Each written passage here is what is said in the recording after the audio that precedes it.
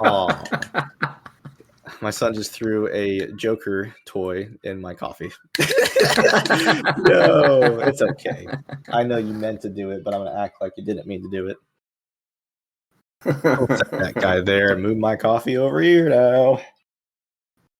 All that plastic. That extra flavor. Tastes like Joker.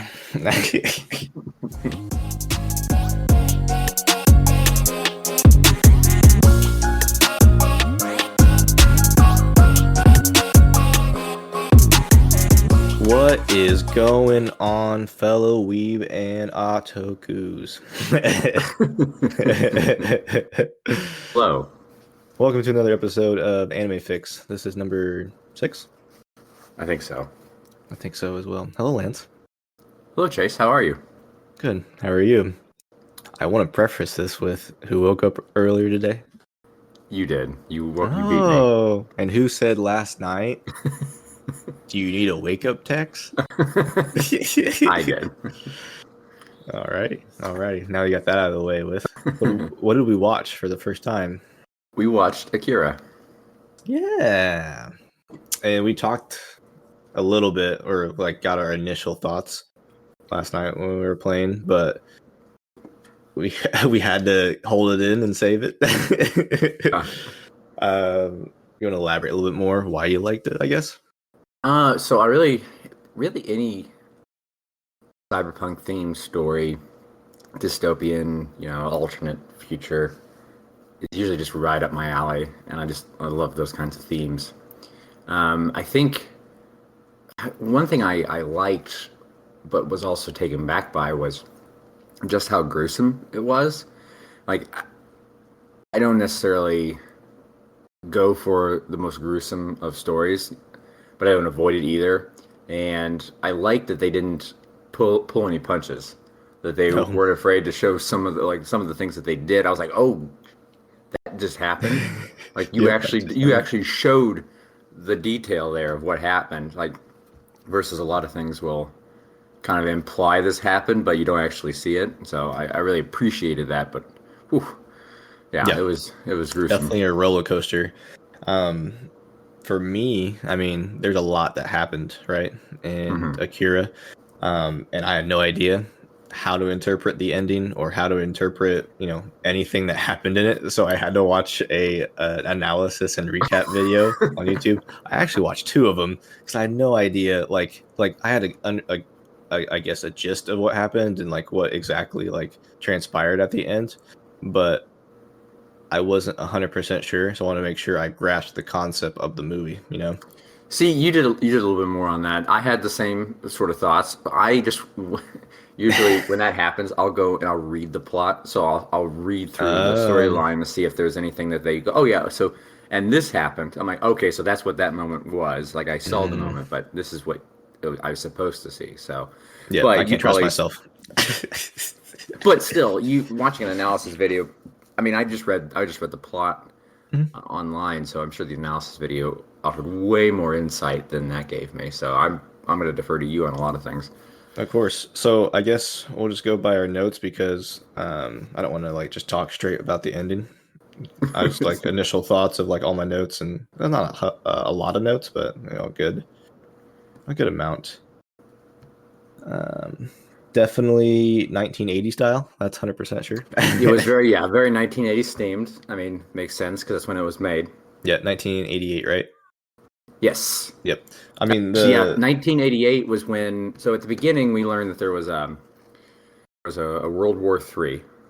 Yep. The event that caused Tokyo to go into disarray was in 1988. So the year the movie was made is the year that caused everything happen. And I really appreciate, obviously there was some futurism, but I really appreciate that when someone makes something that's sort of like futuristic, that they try to anchor it in like in the themes and the styles to the year it was made. So it's not like they're not going, because this is what they know. Like this is 1988, this is what I know in this year. Yep. How can I take what is happening now and sort of maybe dice it up a little bit or make it a little bit more pretty. Yeah, and the crazy thing is, the futuristic world was 2019, which Yep, was 2 years ago, ago. Yeah. which is crazy. Um, but I thought that was really cool how like the parallels to 2019, like the future, because like in 1988, that was supposedly 31 years in the future, 31. right? Yeah, and like it's not that different. There was Yeah, no yeah, flying yeah. cars. I mean, there's nothing like super crazy about it, but still. Well, I didn't see any flying cars in No, Akira, no, but that's what I was saying. Like there yeah. was no flying cars, so like they didn't go like that drastic of a jump in like futuristic stuff. And I mean, I don't want to get too deep on this point of view, but kind of Yeah. like the political angle and the sort of Oh yeah. like, There's so many angles. yeah, yeah, yeah, so many angles, but all that stuff is very.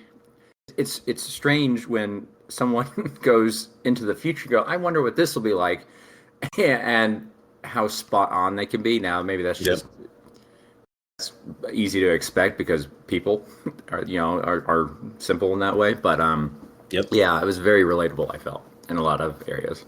Definitely. And even though it was 1980s style, the animation of it from It 1988, was very good. do you know why it was very good? No, because I was, but I will say, as I was watching it, I was thinking of Summer Oh yeah. Wars and the animation style and that, and I was like, man, like Summer Wars wasn't bad animation, but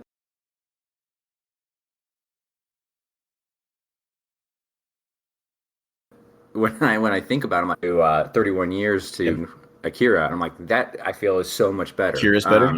So, but Yeah, because yeah, they have so many like little details about it, but it was made over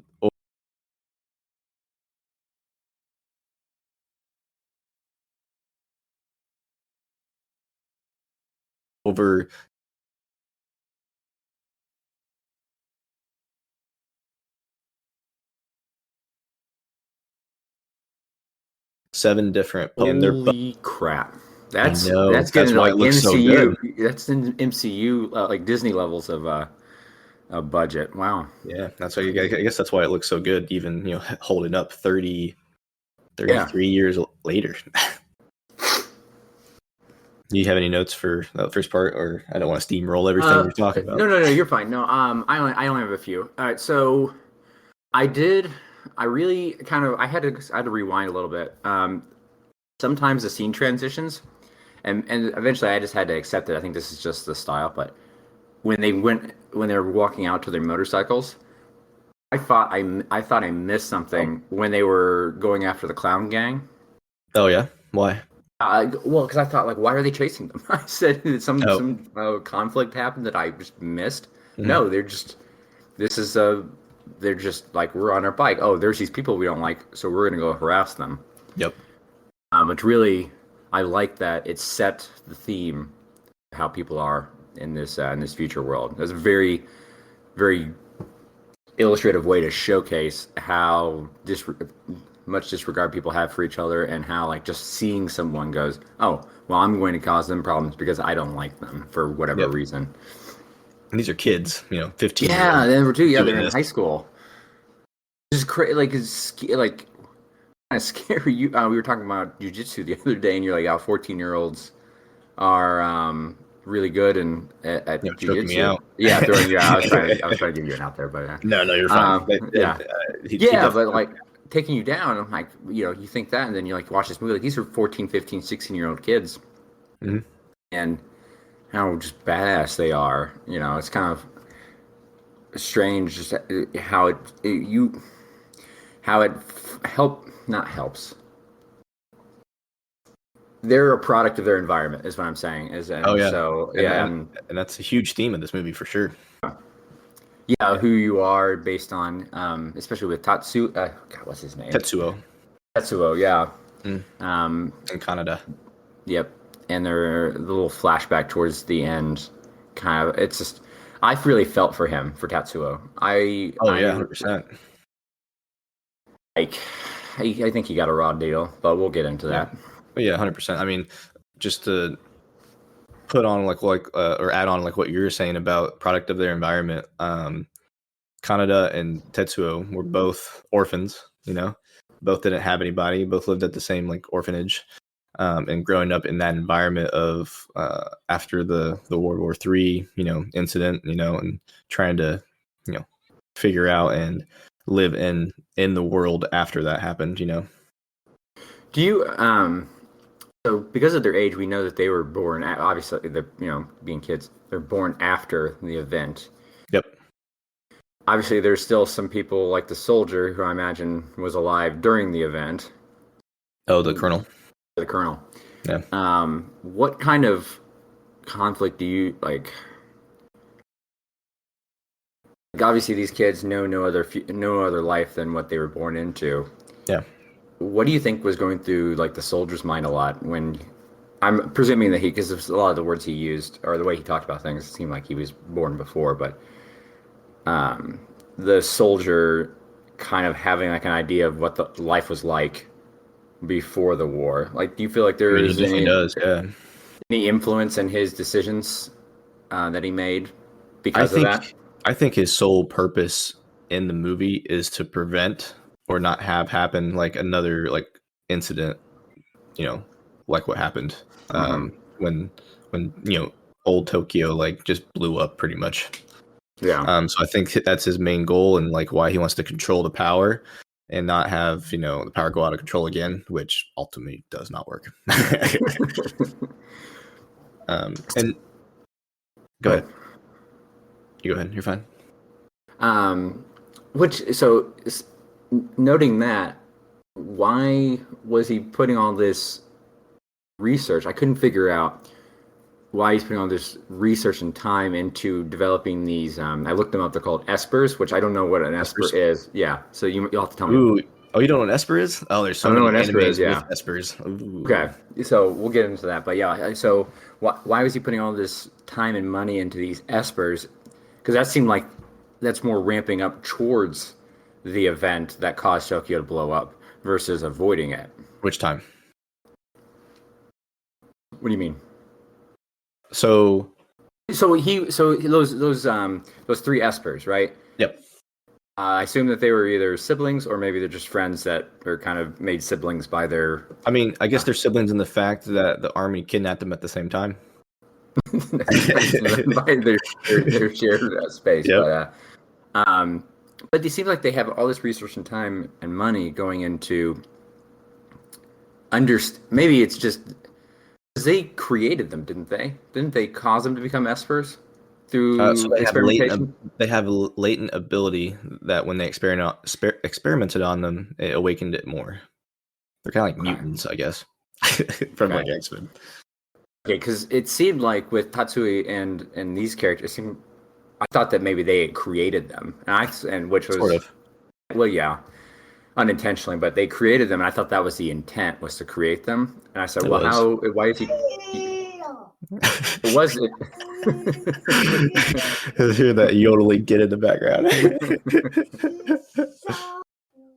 So their intent was to create them, because you're trying to avoid a singularity event from occurring that destroys everything.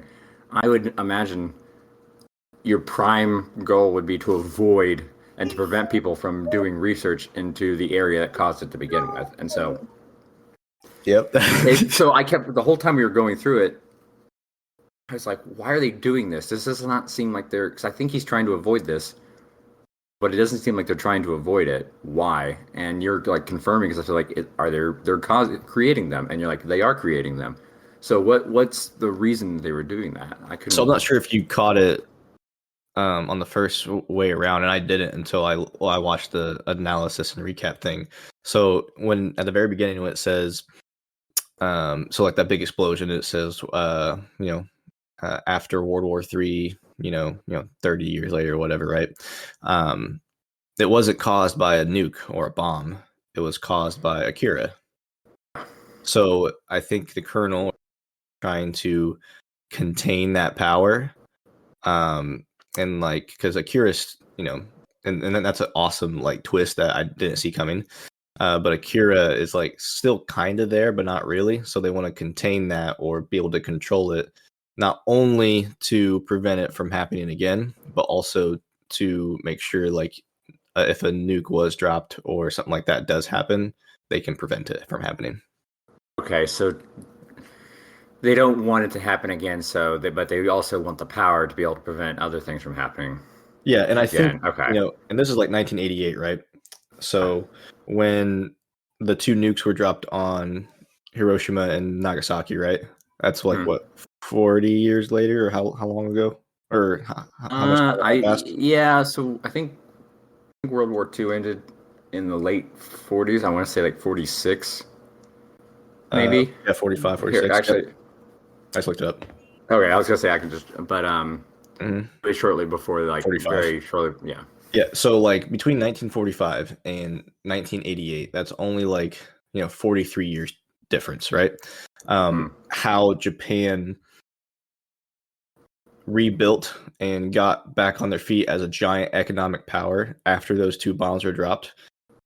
That was a big influence into the movie, and it's not about preventing. So like, there's a huge like global, not global, but a huge like impact on Japan with the explosion that happened in the Akira movie, right? So it's not about from the analysis, and and not I'm kind of cheating here, but the when it blew up and everything, it's not about preventing it. It's about picking yourself back up and growing from that and learning to live with it. A lot like Weathering with You, because Tokyo's underwater and Weathering with You, and they're not trying to prevent it. They're just trying to live, through it and, grow from that. Very interesting. When you tie it back to World War II like that, a lot of these movies, or at least the ones we've seen so far, there is a theme of adapting to the world around you versus trying to conform the world to what you think it should be. And so, that's an interesting theme. I wonder if it's a huge theme, I think, in Japan, like culture-wise, and and another thing too, like with Akira, it's huge technology, right? And like technology is surging in Neo Tokyo, but Japan, culture-wise, they don't want to like lose their culture because of technology. So they have like a pessimistic attitude towards technology where it could corrupt instead of flourish. I was going to, and that probably answers why. And a lot of these cyberpunk themes, one of the things that I really look forward to, I don't necessarily need them to point out, hey, I'm using this cool piece of technology to do this thing. I'm perfectly fine just seeing them use the technology and go, oh, what is that? And get kind of really engrossed in sort of the tools that are been invented in this future. Yeah. But as I was watching this, I was seeing there's an awful lot of dystopia here, but there isn't an awful lot of tech. Yeah. And I don't want to say that detracted from the film, because it didn't, but it kind of might. The thing I sort of look for wasn't there, and so I don't want to say wasn't interested, but it just kind of was like, it's like when you buy a cake and there's no icing. It was just the cake. Cake's still good, but there was no icing in it for me. Oh, so you're saying you didn't like the movie, or you didn't like the cyberpunk theme of it? I loved the cyberpunk theme of it. I loved the movie. The little bonus that I look for in that is the technology, and there wasn't that much of, like, the bikes and the laser guns were cool, but like there wasn't a lot of technology. But that makes sense if you're saying that they sort of have a pessimistic view of technology and corrupting their culture, and so that would explain why. Because I've seen plenty of cyberpunk themed stories. The one that came out of Japan. Oh yeah, true. Usually all the other ones are I think all of them have been American made, or American films, or short stories or whatever. And so yeah, that might be why. Yeah. It's funny that you say American versus Japanese like attitudes toward technology, like the pessimistic view, because that's a huge theme as well in Psychopaths as well. Speaking of themes, you're talking about having a pessimistic view of technology, and so how it sort of took a back seat to the story. Yeah. But a lot of technology comes out of Japan. It's true. And versus America, we have technology companies here that design, but Hmm. not building any, or for the most part, as far as I'm aware, we aren't building anything here. Most of it comes from overseas. Yep. Yet we have, if it's a very big part of our culture. It's kind of unique. We don't really create it, but we use it, and it's everywhere. Versus there, they create and invent it. It's not really a major theme for them. So Yeah. From the notes, like I immediately got gory because of like a dude getting his arm ran over by a bike.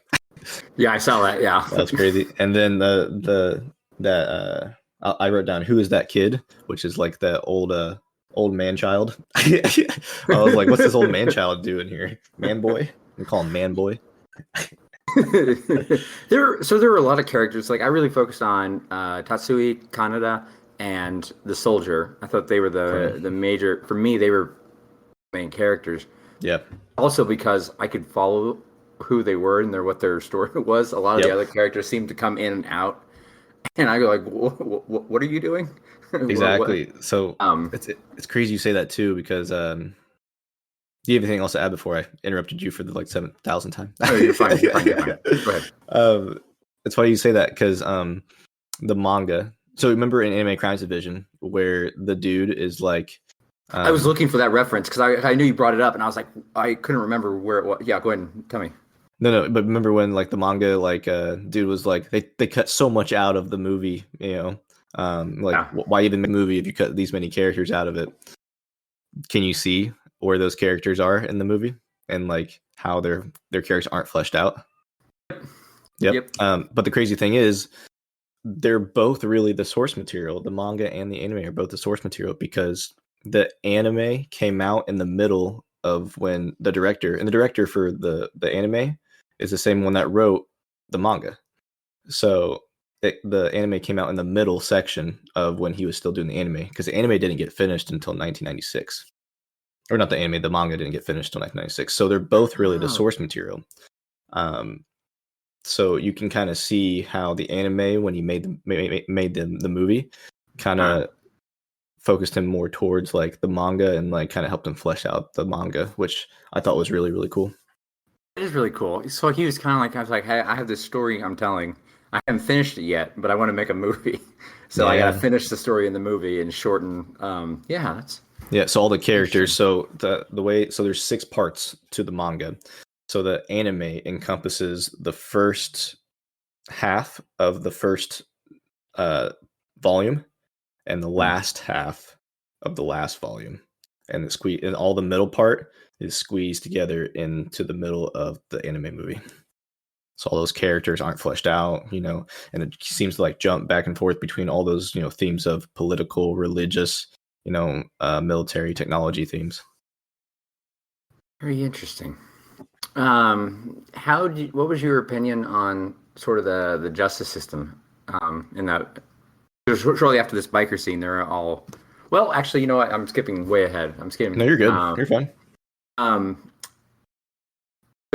So we both went to this movie blind. Mm-hmm. What? So the couldn't help. I was trying to understand what the motivation was. So we figured out that guy that broke out, his name is Tanaka, the Esper. Tanaka, yeah. Tanaka, I don't know, something like that. Side character, yeah. He's not a side character. It's true. Let me look up. I don't want to. Tanaki. I think it's Tanaka. I think it's Tanaka. Man boy. All right, so clearly they're running away from the military, right, or some opposing force. Mm-hmm. And I'm led to believe, or my first thought was like, okay, so why is this kid being broken out? Because he looks like a kid. And then the guy dies, and then they capture him, and they said, you have to come home with us, and he just willingly goes with them. So it seemed like he was running away, but at the same time, he just very easily just went back with them, like he didn't give any argument for it. And then later on, we find out that he is part of a resistance force trying to break him out. But I couldn't I didn't catch what the motivation was for breaking him out, nor why the kid who was running away and scared, Mm-hmm. he just willingly went back in. It's like, did he wanna escape, or they actually, was that his home and they were kidnapping him? I was confused about where the motivation was and what the goal was and who wanted what. Yep. So the Tanaka kid. So the resistance kidnapped the kidnapped kid. So the army kidnapped him when he was younger, experimented on him, and then he just living his life with his two other Esper man-childs. And and then the resistance came in the middle of the night and kidnapped him. And then he wasn't running away willingly. He was kind of taken away. That's why I went back so easily, because his man-child friend was like, hey, you need to come back now. It's too dangerous out here for an Esper and stuff like that. Well, and not only like he kidnapped him and he wasn't running away willingly, but the way that unnamed character dies and he's like, run, run. You know, it's almost... It makes you think like you think that he was saving him. And I guess he was from a point of view, but to what end? Yeah. So do you know why the resistance was the resistance and why they started doing this kind of stuff? I didn't see. You need to send me this analysis video. I mean, it's the first one on YouTube, bro. Okay, all right. No, I couldn't figure that out. Yeah, because I had to figure it. Like, I had to understand because I want to talk about it, but I don't want to like talk about it and be wrong. But so you remember the Rat Man, the corrupt politician, the Rat Man that was like stuffing his briefcase full of money when he's trying to leave, and taking a full bottle worth of heart attack pills. He is a corrupt politician that just wants more power. So he orchestrated the resistance to start and leaked all the secrets to them. And it's like, look at all the awful things the army's doing, right? So he started that movement and is like, here, break this down because a colonel has so much power and so much money flowing to him. I want that for me instead. Oh. So he's manipulating the resistance people to start a war, start like a resistance, so he in turn can have more power instead. Rat Man. I call him Rat Man because he looks like a rat. He does look like a rat. A giant or a shriveled up baby. A giant shriveled baby. That comes at the end.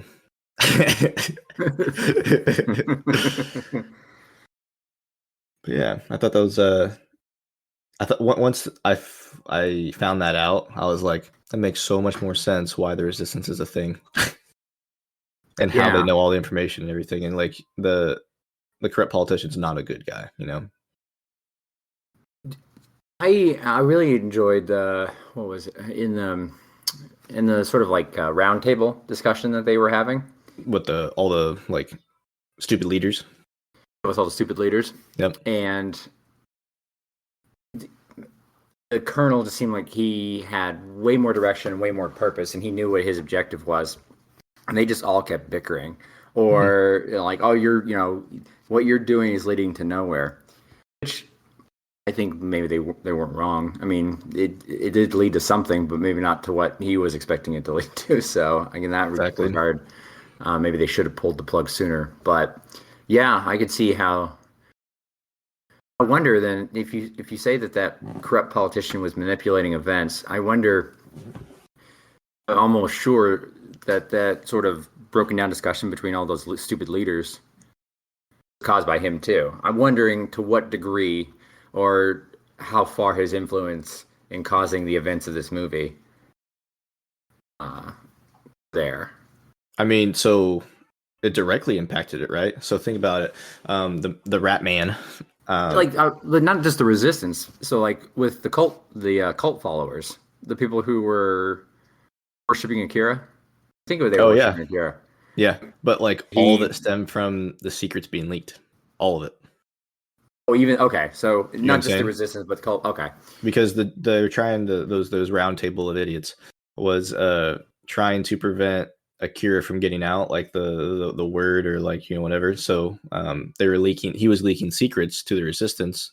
So that spawned off the cult, and also spawned off the resistance. The resistance kidnapped Man-Child boy, and then Tetsuo I never love would. what you call. Yep, Man-Child Boy. Tetsuo never would have ran into Man-Child Boy if those secrets were leaked. And then that would have never happened. It probably would have happened eventually when they kidnapped another Man-Child Boy, but it wouldn't have happened at that point. Now knowing all this stuff, that really changes my perception of a lot of things. Because I thought that Naka, Man-Child Boy, caused Tetsui, whiny little boy, Tetsuo, whiny little boy, to have like the seed planted in him for Akira's power. So when they were on that bridge and he just blew everything up. Yeah. I thought that him using that power infected Tetsuo. I think it awakened his ability. But now knowing that these children already had a latent ability and that it was just made worse by the army, yep, it makes sense now with why they were experimenting on him, because they saw in him that latent ability. And they followed the routine that they did with the other three. Yeah. With him. Yeah, I think the doctor was like, I think the doctor was like, look, hey, Colonel, look at this. He's just like Akira, for like his power coming up in that little like ball thingy. So I think they're like, yeah, snatch him up. We'll do the same thing. I didn't appreciate that Colonel's opinion on scientists. What do you mean? Oh, I can't remember the exact quote. I should have written down. But talking about like science, I think he called them romantics. Oh yeah. He did call them romantics. Yeah. Yeah. With the reason why they do things, and it's like versus me as a military man, I have one objective. Stuff. Yeah. I mean, if you think about it, didn't the Colonel tell the doctor is like, hey, if it starts to get anything like Akira, terminate the project, right? Yeah. And what the scientists do? Nah, let's see how it plays out. Let's see how it plays out some more. Nah, let's keep going. It's almost like Akira. Let's keep going. Well, we want to see the full evolution of how Akira becomes Akira. Exactly. Yeah. And then it's just, there's so many themes and like so many things to like think about in the movie. So many things they touch on, which is really cool. And like if I'm going back to like the product of their environment, like the two kids, and I think they focus on Kaneda and Tetsuo because it gives a grounded aspect, to a environment and to a story, and things that are happening to them that are way bigger than just those two. So you get to see like if this happened to like the viewer, the watcher that's watching it, like this is, just what they have to deal with, and you have to roll with the punches that come at you, which I like that perspective. I really enjoyed how when we learn, we figured out very early on that Kaneda has been protecting Tetsuo, really just being the leader of the group, but yep, having a soft spot for Tetsuo throughout the film. Yeah, you see as Tetsuo becomes more powerful, how angry or I guess much he didn't. How helpless he is. How helpless he felt. How helpless he felt, and how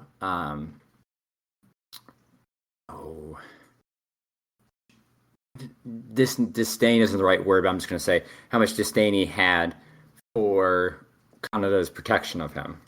Yep. How he felt like he was always being helped by him. Yeah, and I, from what I take from that is, I mean, the Kaneda wasn't a bad person for protecting his friend, but what he did was, his friend was helpless, and protected him, which reinforced how helpless he was. I can't protect myself. I need this other person to protect me. Yep. I think he's a kid, so he wouldn't have known better, but maybe if he had helped him learn how to protect himself. Yep.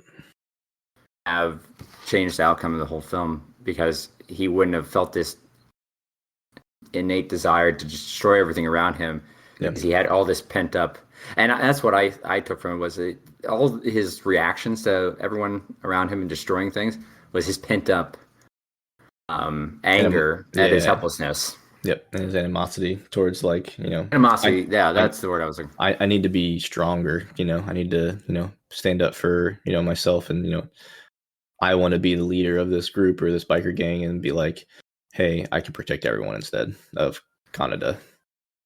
And we see that during that conflict when he steals Kaneda's bike. Yep. And those clown guys, I guess. Either did they know? I couldn't tell. Did they think he was Kaneda and that's why they were attacking him, or did they just see that bike and go, "Oh, he's one of that gang that attacked us. I'm just gonna whoever it is get him." No, he knows. I think he's part of that biker gang. Capsules. Yeah, capsules. Capsules. That's capsules. Yeah. Yep, capsules. Which is what an interesting bike. What a gang name. Yeah. The capsules. Anyway.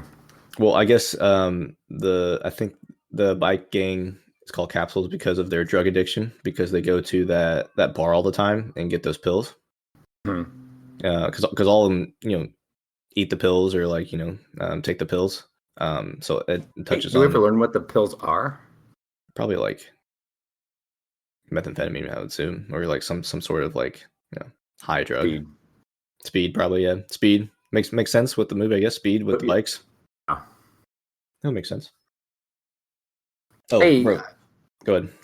I was gonna. So this is just a small bit. I just wanted to call out. In the vein of pulling no punches. Yeah. Like when they were harassing Tetsuo and his girlfriend, he just reached out and ripped off her shirt, and I was like.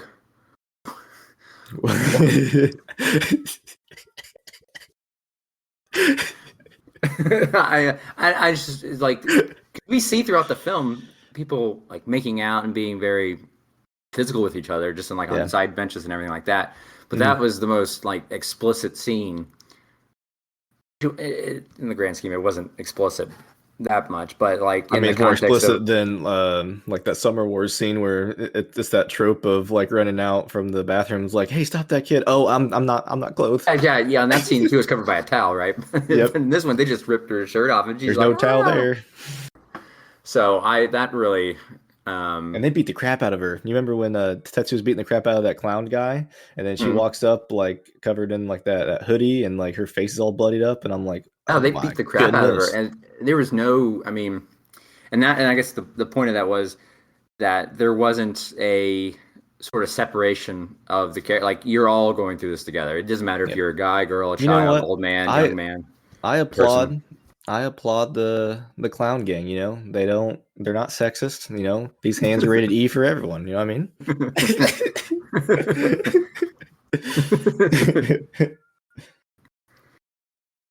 But yeah, that was. I just wanted to call that out real quick. Just they did not hesitate in the gruesomeness and the explicitness. It's a very gritty world, and they showcase in this animation all the grit.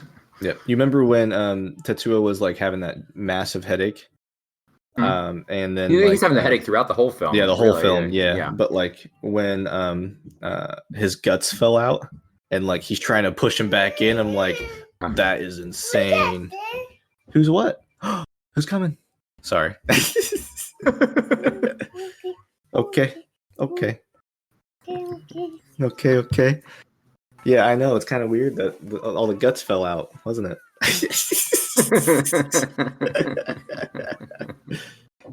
But what do you think about it during that scene? So I thought it was I definitely thought it was actually happening at first. I wondered, was that scene because he had quite a few hallucinations, and some of the hallucinations were caused by the other Espers. Yep, the giant teddy bear with the snake hand, and well, that wasn't caused by the. Oh yeah, that was caused by the other Espers, but some of them were caused by Akira too, right? Yeah, and so I wondered, was this scene? Was he just being from the beginning? How much of these hallucinations were coming from just him transitioning into this new into Professor X? Into Professor X, or how much of it was caused by these other characters? I don't Yeah. think that really. I mean, we knew. I think with the bear, that was explicitly called out that the Espers were doing that, like the bear and the bunny. Yeah. But I don't know if the other ones were ever called out as being just him experiencing it or caused by Akira. Mm-hmm. And I wonder if ones that were caused by Akira, why was Akira singling out Tetsuo? They didn't. They said that he was gaining so much power, but I didn't hear anything that said that there was something unique about him gaining so much power that any of these children could have been that powerful had they been given the opportunity. So I don't think it's necessarily about the power like given to him or like anything special about him. I think the way he used the power is why they targeted him. He was using it to kill people and using it to gain more power. So I think that was why they were trying to kill Tetsuo or single him out, because he wasn't using the power. He's using the power as an adult, since he has already lived through a life and grown up a little bit more, instead of having the innocence of a child and having a negative view on the world because of his environment. Do you think, because at the end there, Akira,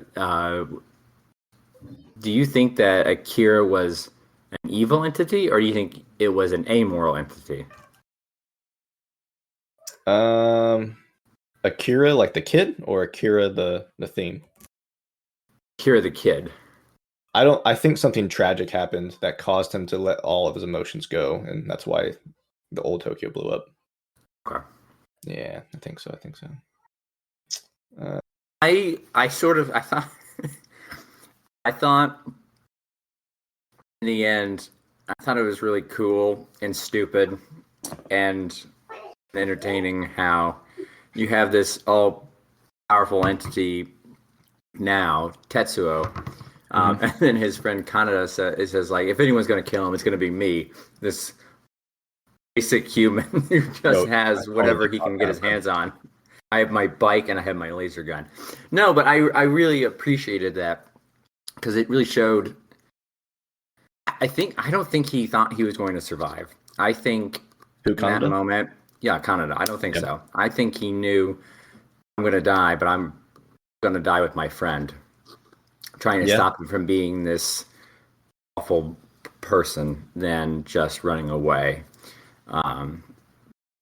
Which I thought that was a really cool sort of like, because it showed how much he cared for him and how little Tetsuo understood how much he cared for him. Yeah, I also think that, and I was thinking the same thing. It's like, what's this 15-year-old with a laser gun on a bicycle going to do?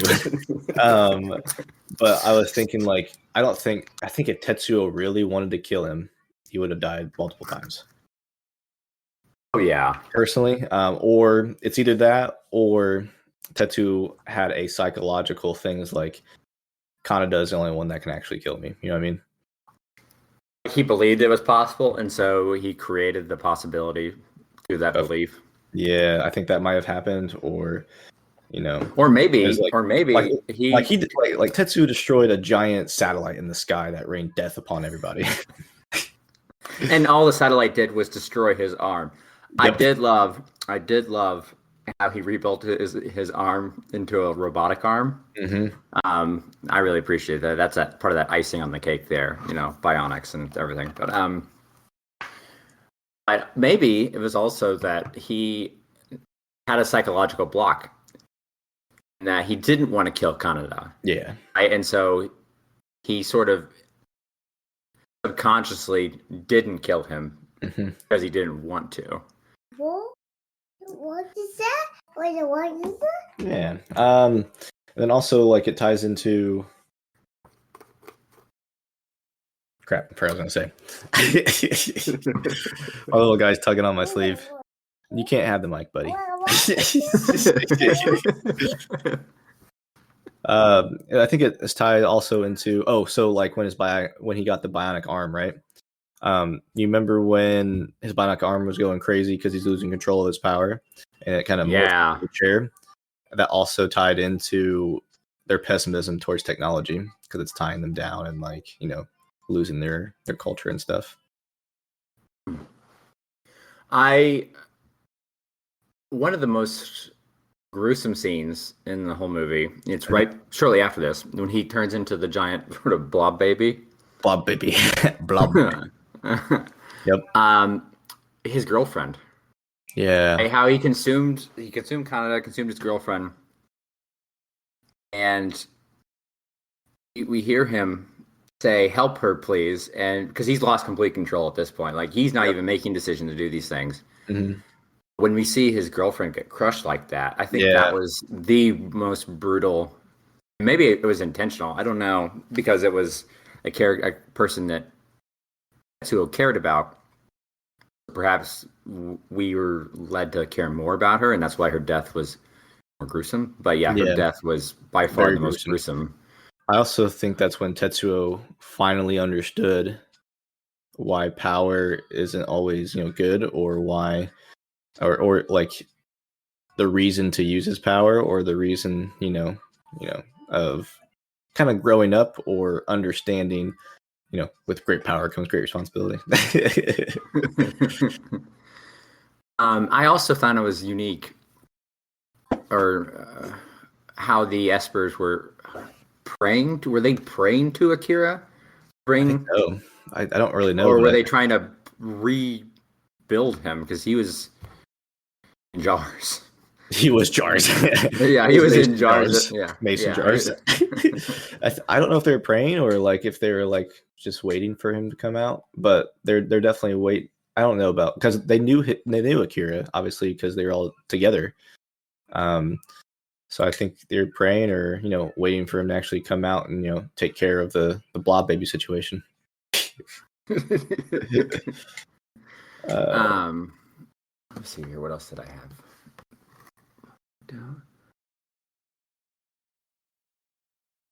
Yeah, I wrote down this dude is Superman with magic. Definitely a Deus Ex Machina moment. Oh yeah, because clearly nothing else would have stopped Tetsuo. Nothing. Yeah, not even Kaneda with his laser gun. Now, when I looked up the plot, and I'm going to ask you, because I don't remember it being in the film. Yeah. At the very end, we're supposed to hear Tetsuo introduce himself at another unspecified plane. Yeah. I didn't hear that, so I don't know if my version. Oh, at the end, it didn't say "I am Tetsuo." Didn't hear it. You didn't hear that? Oh yeah, it's at the very end. It said "I am Tetsuo." Where did you think that they went? So because they're not dead. Clearly, they're So you remember when Dr. Jekyll, the doctor dude, he was like the scientist guy, and this little mini rape van. He was like this can't be. This is this creation of a universe. This is the birth of the universe. Yeah. It's like, because it looks was it the birth of our universe, or was it the birth of a universe? Birth of a new universe. It's the birth of a new universe. It's a big bang. So when Akira swallowed up Neo Tokyo with Tetsuo and the three Man-Childs, that was actually a new universe. Oh. So they went to another universe. It's their own pocket universe, so to say, that Akira made. Because when Akira, when that first time that it happened, Akira made a pocket universe for himself, to go to contain that power. So Akira's in his own pocket universe, and he is pretty much God in that universe because of the power that he's attained. Now Akira came back and made another pocket universe for Tetsuo, and he is God in that universe.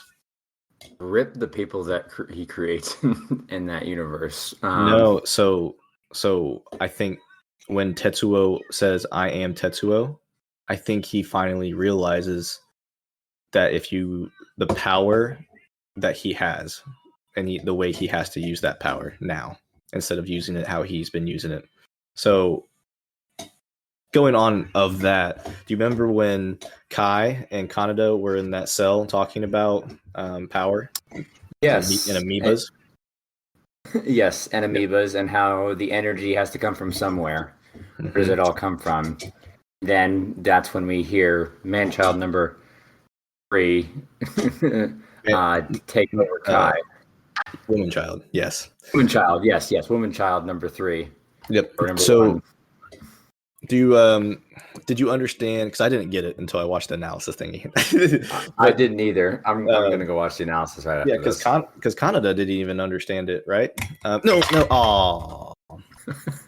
Oh, my son just threw a Joker toy in my coffee. No, it's okay. I know you meant to do it, but I'm gonna act like you didn't mean to do it. That guy there, move my coffee over here now. All that plastic, that extra flavor. Tastes like Joker.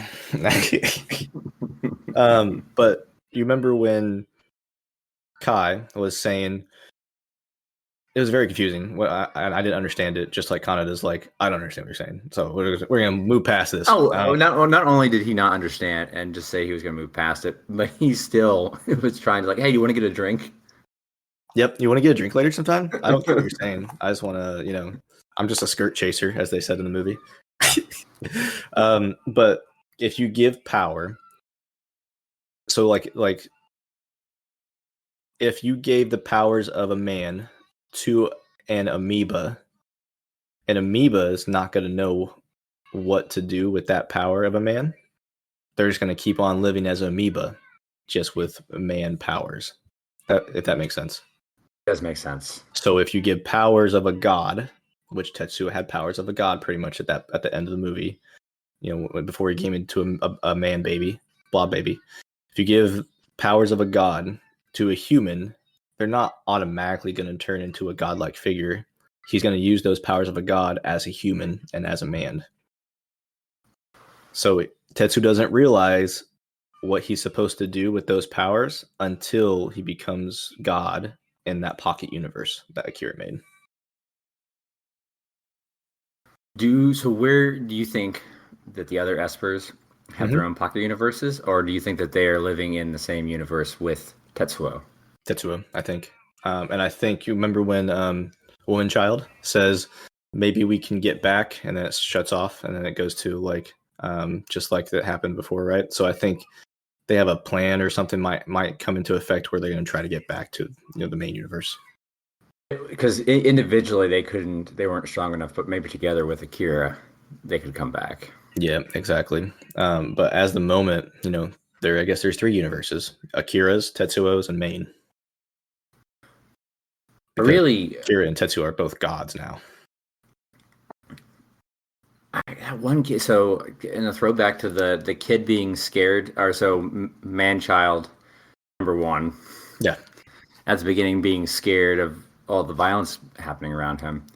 Yep. Begin there, in a twist, he becomes braver than the other 2. Because he says, we can't just let him, Kanada, be consumed into this other universe. We have to save him.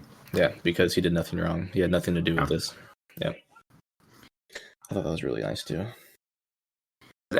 But outside of those 2 instances, I felt like his character was completely not fleshed out. And so, yeah, I bet you You said you bet me what? Oh, I bet you definitely I'm going to go read the manga now. Well, I'm going to watch the analysis video. I'm going to read the manga. I'm curious because it was just cut out enough. Because sometimes when a character's unfleshed out, you can let it go. Because maybe their role is only in a support of another character or not important at all, and it's just there as filler. Yeah. But a lot of these characters seem like they had more important roles, and we never got to see what those important roles were because of how much they cut out for the film. So I'm very interested. And this movie, because and then deals with that, like cutting out so much, or trying to shorten it down to 2 hours of a movie. I think that's why Anime Crimes Divisions put that in there as the first main villain is like, it's not right. They shouldn't have done that. It's a big theme of like trying to adapt 6 volumes into 2 hours. and it was worth it. Oh, and you know what? Maybe this is related, but that in Anime Crimes Division, that character, I think he was a politician. He's a mayor. That universe, huh? He was the mayor, I thought. No, he wasn't the mayor. There was another guy with the mayor. Oh, I think this guy was either a business magnate or he was a man of influence in Niotaku in that short web series. Yeah, and I think back now, what if he wanted more power, so he instigated the fight between the subbers and the dubbers in that show. Yeah, much like that corrupt politician instigated all of the events. So I think that. And maybe it was intentional, or maybe it was not intentional. I'm just seeing something there, but I wonder if his character was based off of that corrupt politician. Maybe we see in Akira. Maybe. Well, I think that's all I have on Akira. I mean, we're probably, I think we're at like 50 minutes, so that's pretty good. Yeah, I don't have anything else that stuck out to me. You said you're gonna read the manga? Yeah, I'm going to. I might do it eventually, but definitely not soon. I say that pending, the time. But yeah, it's definitely going to go onto my to reads list of books that I have. Eventually when you start reading more manga, and you'll start getting through all those, we can start doing reviews of mangas and as well as animes. But we gotta ease you into it. You know what I mean? Because I'm right now I'm still going through Citrus, and it's, I've been taking a back seat to it because of all the other ones that I've been watching, and then I've been doing a huge YouTube recap or analysis of Berserk. If you've seen Berserk before. I haven't seen Berserk. Because Berserk is way too long for me to read, so I'm just gonna watch a 3-hour synopsis on YouTube about it. Is it that long that you can't read it within? I mean, the synopsis is 3 hours long. Okay, yes. Synopsis is 3 hours long. So. Yeah, so I don't have time to read all that. I'm just gonna read my romantic Yuri love interest mangas. What do you want to talk about next week? Yeah, we want to talk about next week. I don't know. I picked this one. You pick. Pick an anime or a manga this time. Hey, you know what? Let's read Akira. Let's see here. I sent you a list that you didn't look at till last night. I did look at it last night. I sent you a look at it. Oh yeah. Let me see here. You put me on the spot, That's fine. You'll get over it. So I found, funny enough, a list of top 10 best anime movies like Your Name. Without even looking at it, I sent it to Chase.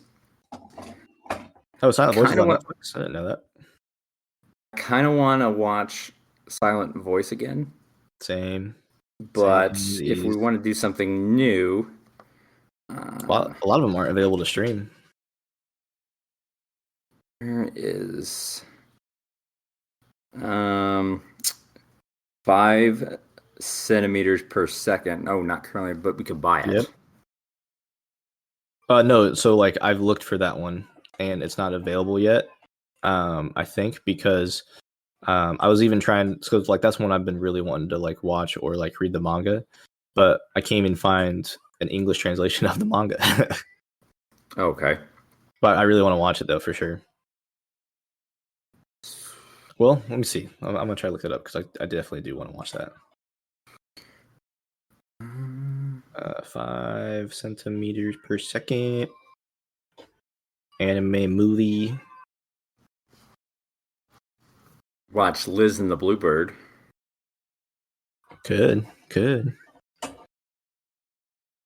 I don't know. Where can I watch? You want to watch a film we've already seen, and then something new for the following week? That sounds good. So we're gonna watch Silent Voice. I feel like hating myself. I mean, I don't think you'll hate yourself unless you're a bully. You a bully? I said that I've been. Do you like to bully people? Do you like to bully little deaf girls? Is that what you like to do, Lance? No, I don't like to bully little deaf girls. But I did say I have been a bully and bullied. You have? And You've been a bully? I didn't know that. I guess I've been a bully too, without knowing it. I think everyone's been. I mean, even Conformed to be a bully, I guess. Yeah. yeah, whether you knew that's what was happening or not. But I'm gonna hate myself because it's gonna maybe not hate myself, but I'm just gonna feel like uncomfortable I feel like feeling uncomfortable again. Yeah, I do too. All right, we'll play on that. Okay. We'll play on reviewing and watching A Silent Voice again next Sunday. Alrighty. I guess that's it. We'll catch you next time on Anime Fix when we review A Silent Voice. Bye.